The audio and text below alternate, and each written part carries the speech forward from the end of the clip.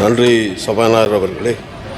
கௌரவ சபாநாயகர் அவர்களே, தமிழ் மக்களை பிரதிநிதித்துவப்படுத்தும் பாராளுமன்ற உறுப்பினர் அமிர்தநாதன் அடைக்கலநாதன் ஆகிய நான் எனது பாராளுமன்ற சிறப்புரிமை மீறல் அவமதிப்பு சம்பந்தமானது என்னை பற்றிய உண்மைக்கு புறம்பான செய்திகளை இணையவழி ஊடக வாயிலாகவும் போலியான முகநூல் கணக்கின் ஊடாகவும் யூடியூப் ஊடாகவும் எனது பெயருக்கும் பதவிக்கும் களங்கம் விளைவிக்கும் வகையில் கடந்த சில வாரங்களாக சில தனிநபர்களாலும் ஐபிசி எனப்படும் ஊடகத்தாலும் பரப்பப்பட்டு வருகிறது. தற்கொலை செய்து இறந்த ஒருவரது மரணத்தை என்னுடன் சம்பந்தப்படுத்தி கொலை செய்யப்பட்டார் என பொய் பிரச்சாரம் செய்யப்படுகிறது.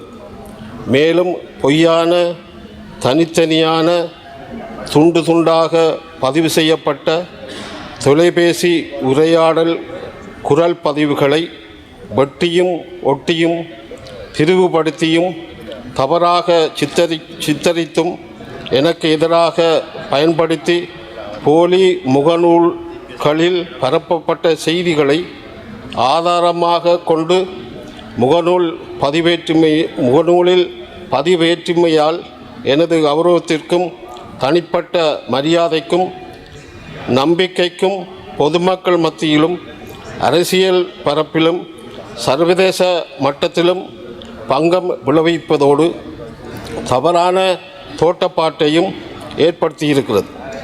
இதனால் நான் பெரிதும் மன உளைச்சலுக்கும் துன்பத்துக்கும் ஆளாகியுள்ளேன். மேலும் இவை இந்த உயரிய சபையின் கௌரவம் கேள்விக்கு உட்படுத்தப்பட்டுள்ளது. யாழ்ப்பாண நகரில் பருத்தித்துறை வீதியில் அமைந்துள்ள அலுவலகத்தில் இயங்கி வரும் பிரித்தானியா லண்டன் நகரை பதிவாக IBC Tamil TV 28C world என் கார்டின்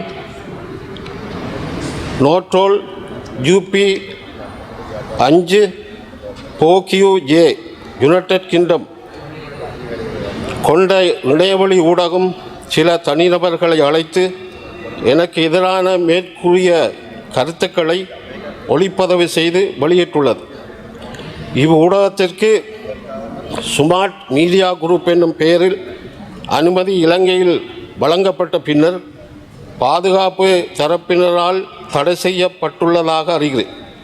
அனுமதி இல்லாமல் இவ்வூடகம் இயங்கி வருகிறது என்பதை கவனத்தில் கொள்ள வேண்டியுள்ளது.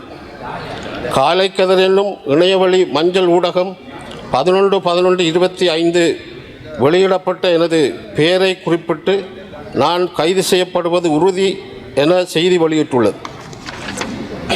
இவ்வாறான பொய்யான தகவல்களை பாராளுமன்ற சிறப்புரிமை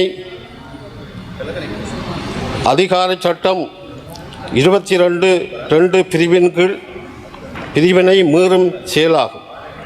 இவ்வாறான சட்ட மீறல் குற்றவியல் தண்டனை கோவை சட்டத்தில் 90வது பிரிவினை மீறுகிறது என்பதனையும் அதன் மூலம் மேல் நீதிமன்றத்தில் தண்டனை வழங்க வேண்டிய குற்றமாகும். இவர்கள் சட்டத்தை கையில் எடுத்து தவறான செய்தியை வெளியிடுவது பாரதூரமாகவும் களங்கத்தையும் எனக்கு ஏற்படுத்தியிருக்கிறது. உண்மையற்ற ஆதாரமற்ற பொய்யான செய்திகளை வேண்டுமென்றே பரப்பி இவர்களின் செயல் எனது பாராளுமன்ற சிறப்புரிமை மீறும் அவமதிக்கும் நடவடிக்கையாக உள்ளதால் மேற்படி விடயத்தினை சிறப்புரிமை குழுவிற்கு ஆற்றுப்படுத்தி எனக்கு நீதி வழங்குமாறு வேண்டி நிற்கின்றேன். கௌரவ சபாநாயகர் அவர்களே, இந்த වන්දිතුමා අවසන් කරාට ඔබ ඉදිරිපත් කිරීම අවසానයිනේ. You have finished. ஒரு நிமிஷம். இந்த முகநூலிலேயும் இணையவழியிலேயும் குலைத்து கொண்டிருக்கிற ஜந்துகளை சொல்லுகிறேன். நீங்கள் ஆதாரம் இருந்தால் அதை நீதிமன்றத்துக்கு ஆற்றுப்படுத்துங்கள். நான் அதை சந்திப்பதற்கு தயாராக இருக்கிறேன் என்பதை கூறிக்கொண்டு விடைபெறுகிறேன். நன்றி.